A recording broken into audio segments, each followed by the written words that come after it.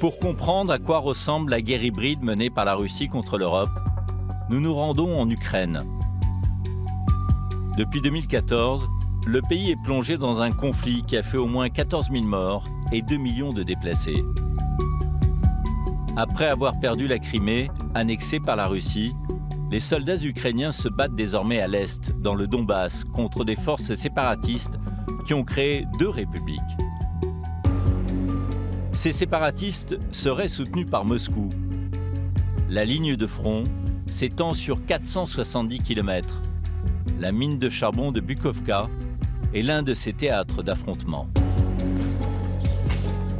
C'est ici que Tallinn et Oleg, 2 soldats ukrainiens, combattent depuis plus de 4 ans. Oleg, on est à quelle distance des positions? Notre position?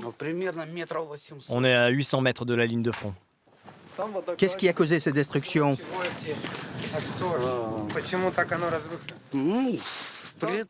Ce sont des tirs d'artillerie, des canons de 152 mm.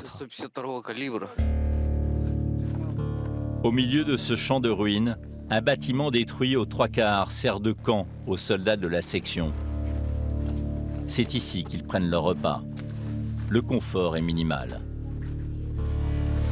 Pour se protéger des obus et des roquettes qui chaque nuit ou presque s'abattent sur la position, les soldats ont aménagé un abri en sous-sol.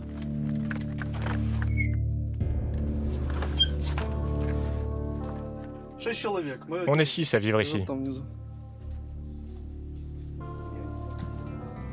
Selon le gouvernement ukrainien, l'armée russe combat aux côtés des séparatistes du Donbass, ce que nie catégoriquement Vladimir Poutine. L'armée russe n'est pas présente sur le territoire du Donbass. Par contre, il y a des groupes de miliciens autonomes et qui sont prêts à repousser toute action d'envergure contre le Donbass. Oleg, Vladimir Poutine dit qu'il n'y a pas de Russes à Donetsk. Vous en pensez quoi, vous? Il peut dire ce qu'il veut, mais les faits sont les faits. Quoi que dise Poutine, les Russes sont bien là.